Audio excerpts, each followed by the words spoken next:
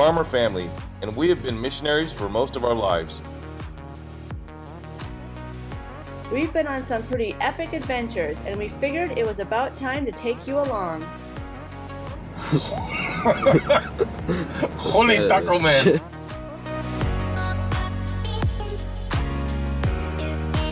You want this? Alright, you ready to get started? Yes. Good. Let's do it. Alright, we got some important stuff that we want to share with you today. All right, today's all about driving in Mexico. Now, this has probably been one of our biggest stressors here. For sure. And probably like the biggest culture shock and maybe culture stress that we feel here in Mexico. It's a little bit different driving to here. I think it took me years to kind of start driving. Like only recently have I started driving to Walmart and other places that are a little bit further from our house. Because yeah, it would scare me to death. So we have 10 things we're going to share with you. Now, some of the main differences are there's a lot of cars here in Mexico, and parking was never thought of when they made all their streets and their buildings, so there's not a lot of parking. So number one in Mexico here, the passing lane. When you're out on the highway, there's a regular 2-lane highway, but there's also quite a wide shoulder. So what you're supposed to do is move over and kind of straddle the line on the shoulder and leave the center of that lane open, and then that could be a passing lane for cars coming at you or for your lane going forward as well. All right, tip number 2, because the traffic is so bad here, if you want to merge into the next lane and they're not letting you in even though you have your blinker on, the trick is to stick your hand out the window like this and like kind of point, and then they're obligated to let you in. And it's even better if you can make eye contact. So sometimes if Jason is driving and he wants to merge into the right-hand lane, I'll stick my hand out the window for him so they know that, hey, we're coming over. Yeah, if you turn your blinker on, that's just more of a warning to close up the space to not let you in. So sometimes you don't even want to use your blinkers. Sometimes it might be better not to. All right, tip number 3, motorcycles. Motorcycles are crazy here. The law doesn't apply to motorcycles, I guess. So motorcycles will come zipping between cars. They'll come driving alongside of you. There may not be enough space for a motorcycle, but they're going to be driving alongside of you. So you always got to be very careful. If you're making a turn, you always got to look. There's probably a motorcycle sitting there, and I can't tell you the number of times that I've just gotten them at a glimpse of my eye, and I've almost hit a motorcycle. So be very careful of motorcycles. Tip number 4 is merge lanes. Now in the States, we have these nice merge lanes, and that's where you pull into it and you get up to a speed and then you merge into traffic. Well, here in Mexico, that's just another lane you pull into, you park, you might even pull halfway down the lane, and then you park, and then you sit there and you wait and you wait and you wait until there's a huge wide opening, and then they'll go ahead and jump in. So if you come in like an American and try to merge in, you'll often find a parked car right in the middle of the merge lane, so be careful for that. All right, tip number 5. Tip number 5 is about topes. Now they are like these huge speed bumps, and they can be anywhere at any time without any warning. Sometimes they're painted in marks so that you know they're coming, and sometimes they aren't at all and they completely blend in and you're completely taken by surprise when you hit one. But they can be at stop signs, by school zones, where else? In the middle of towns. If the highway goes through the middle of town, they'll put the speed bumps in the middle of the town. And often what by the topes are people selling stuff, because they know all the traffic is slowing down at this section in town, so they want to try and sell you items, a lot of food items that they've made. So sometimes coming into a town, if you're driving on the highway, they'll put a series of smaller speed bumps, smaller topes, and you'll have about 10 or 20 of those, and then that'll lead up to a really big one in the middle, and then you'll have about 10 or 20 on the other side of the speed bump. So be careful of the topes. We've seen cars get airborne hitting the speed bumps. Yeah. A lot of damage to your vehicle. Yeah. Now another thing that's really different here, tip number, is this 5, 6? 6. Another thing that's different is the laterals.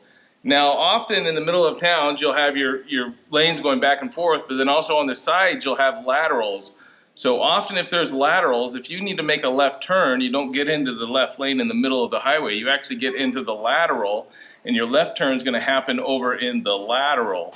So what's nice is a lot of the GPSs know this, and they have that built in. So follow your GPS. If it looks like it's doing something crazy, follow the GPS, get into the laterals, and know that if there's a lateral to make a left turn, you probably got to be in the lateral in order to do that. Right. Some intersections are like that, and some intersections are like American ones. So you don't always know what it's going to be like if it's a new town. And speaking of left turns, this might be the next tip here. When you come up to a left turn at a light, and if it's a normal left turn like we would have in the States where you're in the middle of the road and you would turn left, one thing that they will not do is they will not turn without an arrow.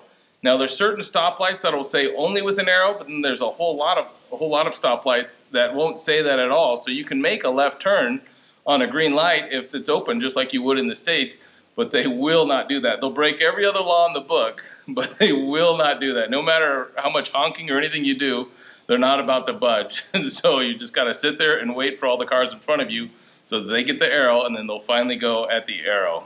So we're getting Caleb ready to go get his Mexican driver's license so that he can drive our Mexican vehicle down here.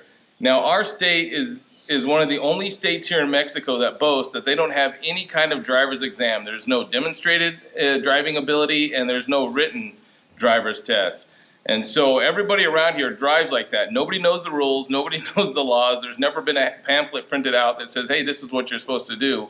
You sit down and you go to 14 different offices, and then there's one guy that gives a little bit of speech that says you're actually supposed to stop at stop signs, even though nobody ever stops at a stop sign down here. It's more of a yield sign. And he tells you not to drive fast, and that's about all the instruction that they get, and then you pay your money and you get a driver's license. So we've heard recently that that's changed and that there's a small little test, so we'll see what happens as we run Caleb through that test. So as we teach him to drive, it's a lot different how you drive down here than how you would drive in the States. And that brings us into our next tip, is you got to drive aggressive down here. You know, in the States, as you pull up to a stop sign or something, you might leave a little bit of space between you and the car in front of you. Well, if you do that down here, a bus is probably going to pull in between you and the car in front of you, or a taxi, or about 5 motorcycles will come in and pull. So you got to pull right up. Or if you're going to make a turn, and if you take too long to make a turn and jump out into traffic, you'll have about 5 cars go around you, and they'll just start turning around you, and then you'll really be stuck there for quite a while. So you got to be aggressive, and you got to jump out there, and sometimes you got to play a little bit of chicken, and it's he who flinches first loses. So, you know, another example of that is if you're coming down a road and there's a car right in the middle of the road, if you pull over, even though he's got all the space in the room in the world to pull over, that car will just continue right down the middle of the road. So sometimes you got to stand your ground a little bit, and if you give an inch, they'll take a mile. So sometimes you got to stand your ground, and sometimes you got to be the one to force the other car to move over just a little bit. And that way you can both give and you can both go. And so our last tip, I don't know if this is 10 or if we've got off a track somewhere, but our last tip is know the dimensions of your car. Know exactly how wide your mirrors are.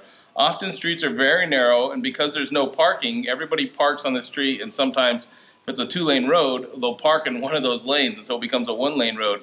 So you got to know your dimensions, because sometimes you got to squeeze right between cars, and it'll be less than an inch that I'll have on either side of my mirrors.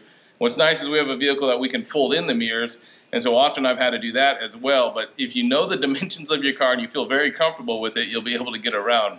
But if you have a bigger vehicle and you don't quite feel comfortable with those dimensions, you got to go slower, you got to take your time, and you got to look and see where you're at.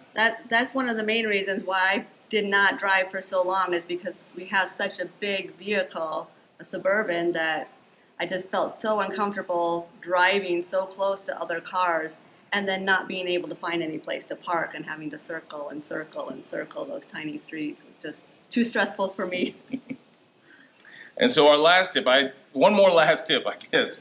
If a car puts on its flashers, that means it's going to do something crazy. It might decide to park in the middle of the road. It might decide to flip a U-turn. It might take an illegal turn. If you put your flashers on, you're allowed to do whatever you want. So if you see a car with their flashers on, be ready. They're probably going to do something crazy in front of you. Now, as crazy as this sounds, we see a lot of crazy drivers down here, but we see very, very little accidents. They are very good defensive drivers, and I think it's because everybody around them is driving like a nut, and so they expect that. And so be careful when you drive, give yourself a little bit of time, and have patience. I can't tell you the number of times, a lot of our frustrations are because we weren't patient in the situation. And I had one other missionary explain it to me like this. It's kind of like lava flow. You just kind of get in the flow. When you see all 4 lanes of traffic merging through the same intersection, he goes, it's like lava flow. You just get with the flow and you just start merging in. So if you're in doubt, just get a taxi and take a taxi around town. But if you move down to Mexico and you're down here, you'll get the hang of it eventually.